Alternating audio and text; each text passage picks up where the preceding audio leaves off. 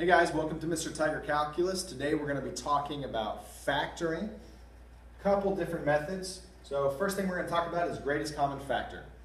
This is when you look at a group of numbers and you see if there's a number that divides all of them equally. And this is the first thing you want to look at every time you start to factor. So I've got a group of numbers. Both of these numbers can be divided by 5. But I also need to look at my variables. Each of these, here's an x times x, and here's just 1x. So each of those has an x in common. So my greatest common factor is 5x. I can divide that away from this. And this is basically reverse distribution. So 5x squared divided by 5x. 5 divided by 5 is 1. There's no need to write that number 1. X squared divided by x is just x. I had two x's and I took one away. Negative 10 divided by 5 is negative 2. X divided by x, that's gone. Had one x, I took one away. 5x times x minus 2. If I were to distribute this out, 5x times x is 5x squared. 5x times negative 2 is negative 10x. So that's been factored using GCF. So let's look over here. All of these numbers are even, so they're all divisible by 2. X to the 5th, x cubed, x squared. This time they all have at least 2 x's. So I can factor out an x squared. So my greatest common factor is 2x squared. 6 divided by 2 is 3. I had 5 x's, I'm taking 2 away, I'm left with x cubed. Negative 4 divided by 2 is negative 2. I had 3 x's, I'm taking 1 away, I'm just left 2 away, I'm just left with 1. 10 divided by 2 is 5. X squared divided by x squared, all those x's are gone. Now that's factored, this using 2x squared. If I were to distribute this out, I'd end up back where I started. Great way to check your work, just do a little distribution. Now, this is probably the easiest thing to do with factoring, but it's always the first thing you should look for, because these other methods won't work if you don't take out the GCF first.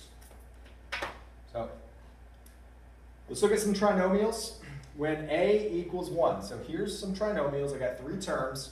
In both of these examples, a is 1. Okay, if you do not see your number out here, it's because there's an imaginary kind of 1 out here. It's unnecessary to write it. So if you've got x squared, it's understood that the number here in front of the variable is 1. So let's look at some examples. When a equals 1, what do?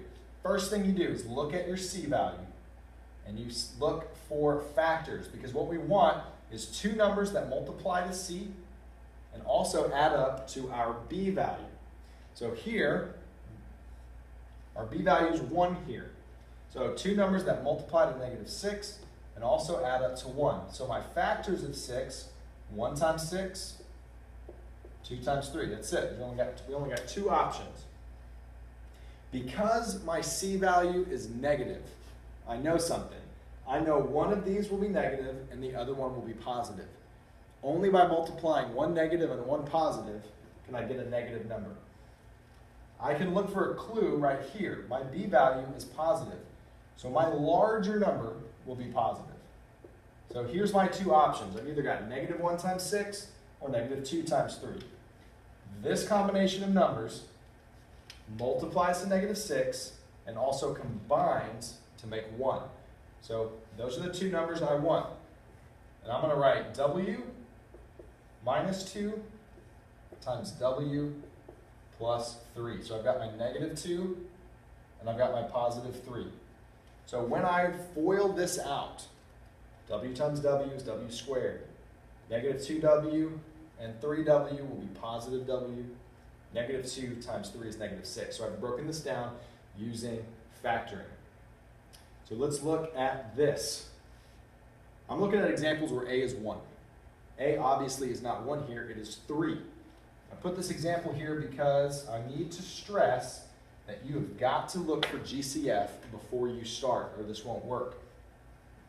All of these numbers divide by 3. So I'm going to take that 3 out before I start my other factoring. 3x squared divided by 3 is just x squared. So now my trinomial inside the parentheses is going to have a equals 1. 9x divided by 3 is 3x. 6 divided by 3 is 2. So I'm looking for factors of 2, my c value.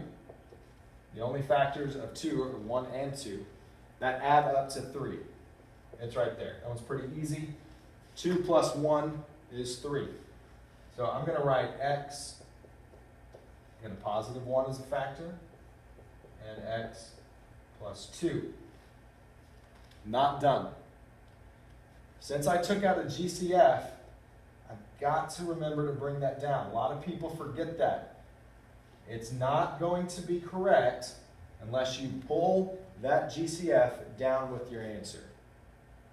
But other than that, it's the same. I started off taking out the 3, and I had to remember to bring it down to 3. But everything else remained the same. So that's pretty simple. Once you get the hang of it, finding those factors and how they combine to make b goes pretty quick. Let's look at a special case. Here, this is not a trinomial because I don't have 3 terms. So what's it doing here? Technically, I could say I have 3 terms as long as I thought about this as b equals 0. Okay, so I would be looking for 2 numbers that multiply to negative 16. So I've got 1 and 16, 2 and 8, 4 and 4. How can I use a combination of those to make them combine to be 0? So if I can do that, then I can factor this out. So what numbers go here? If I look right here, to get 0, I'm going to need a positive and a negative of the same exact number. So here it's going to be negative 4 and positive 4. Those numbers combine to make 0. They also multiply together, negative 4 times positive 4, to make negative 16. So this is kind of a special case when you can say, hey, b equals 0. And this is called difference of squares. So there's kind of a shortcut to doing this as long as you can realize, hey, I've got something that's been squared, x, and I've got another number over here that's been squared, 4, and it's a subtraction problem. This would not work if this were x squared plus 16. It has to be a subtraction problem, hence the word difference, and it's got to be 2 terms that have been squared. So the shortcut to this, if you can look here, I had x times x, and I split those up, and I had 4 times 4, and I split those up. So all I did was take the square root of both of these numbers and move them. So I've got t times t, the square root of 81 is 9. So I've got that there. I want 1 of each in both the parentheses. 9 times 9 is 81.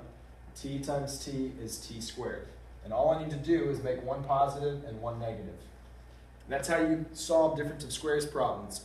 Kind of neat if you can recognize these, like, hey, that's been squared, because then you're just going to separate those 2 numbers that have been squared, make sure there's a positive, make sure there's a negative, so that would combine to make 0 once you FOIL it out. So that's a pretty quick way to factor this stuff as long as you recognize your squares. But other than that, as long as you realize b equals 0, if you didn't recognize this was a difference of squares problem, and you still went out with the factoring, what's my factors of 81 that add up to 0, you're going to end up in the same spot. But if you can recognize those squares and remember those steps, that shortcut, that would be a quicker way to solve those. So the last thing, what about when a doesn't equal 1? All those times when I've actually got a number out here in front of x. This is a lot of the same process, but there's just a little bit more to do, but it's not too bad. First thing, you want to draw this box. And you're going to drop your a and your c value. A value is going to go top left, c value is going to go in the bottom right. Always. That's the first thing you do. Notice, A doesn't equal 1, and I've got no GCF to take out. So I'm stuck with this A value of 2. If this was a positive, if this was an even number, I could go ahead and take out 2 and only have A equals 1, but I can't do that here. So I'm going to write my A value, my first term of my trinomial, there. That drops down. My C value also drops down. That's the first thing you always do. Now here's kind of the difference. I am not going to be looking for factors of C like we have previously. This time I'm going to be looking at factors of A times C. So 2 times 12 is 24. So this is what's different about when A does not equal 1. I'm looking for the factors of A times C. So my factors of 24 are 1 and 24, 2 and 12, 3 and 8. My C value is positive. These are going to have the same sign. They're either both going to be negative or both going to be positive. I know that they're both negative because they have to combine to a negative number. So which of those combine to make negative 11? Negative 3 and negative 8. So I'm going to write these in here, but I'm going to put an X with them.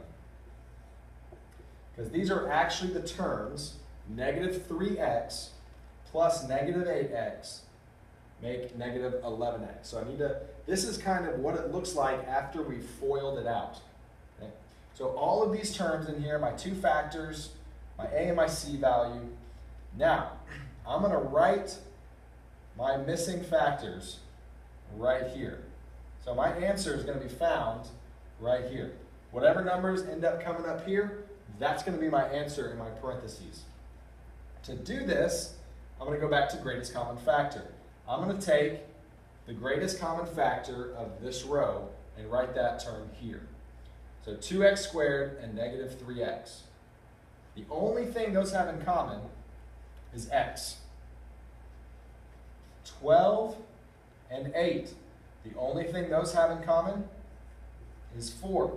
Now, because the negative sign is right next to this number, that negative comes out.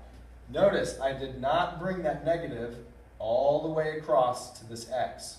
But because it's right next to each other, that negative sign jumps outside to my answer. So there's my GCF of my two rows. Now I'm going to look at my column. 8x and 2x squared. Both of those can be divided by 2, and both of them have 1x. 12 and 3. I can divide both of those by 3.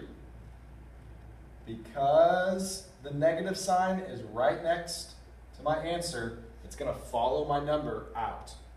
There's my two answers right there. I've got 2x minus 3. And I've got x and negative 4. So now that's been factored. Once you get the hang of this, this kind of goes a little bit quicker. We're going to look at another example to see if we can, the process is pretty much the same. But I've got to emphasize, always, always, always, look for GCF first, or this will not work. If I drop 6x squared and 8 in here, then tried to find the factors of 6 times 8, that wouldn't work. All of these numbers divide by 2. So I've got to take that GCF out first, which would give me 3x squared plus 8x plus 4. So now I've taken the GCF out, and A still does not equal 1, so I'm going to use this box method. The A, the first term of my trinomial, is in the top left, always. C, last term of my trinomial, comes into the bottom right, always. I am not looking for factors of 4. I'm looking for factors of 3 times 4. So what are my factors of 12? There's 1 times 12, there's 2 times 6, and there's 3 times 4. Which of these add up to 8? Only 2 and 6. So I'm going to write 2x and 6x. Doesn't matter. If I put 6x up there and 2x down here, I'm going to get the same answer. So now I take the GCF of my top row. The only thing they have in common is x. Take the GCF of my bottom row. I can divide both of those by 2. So there, right there, I'm going to write it up here, is one of them, x positive 2. Take the GCF of my column. Both of these divide by 3, and both of them have at least one x. Take the GCF of this column. Both of those can divide by 2. So my other one is 3x plus 2. Those are my two factors, but this is not my answer. Starting out at the beginning of the problem, I factored out a 2. That's got to come to my final answer, otherwise it's not correct. That 2 has got to stay there. A lot of people are going to forget. They're going to get here, they're going to be happy that they did the problem right, and forget that that 2's got to come all the way back over here. So please don't forget that. Remember, GCF always first. Pay attention. When A equals 1, you jump straight to the factors. And if A does not equal 1, draw this little box. It's kind of a helpful method. Remember to take the factors of A times C when you're doing this box method. Thanks for joining us here on Mr. Tiger Calculus, and we'll see you next time.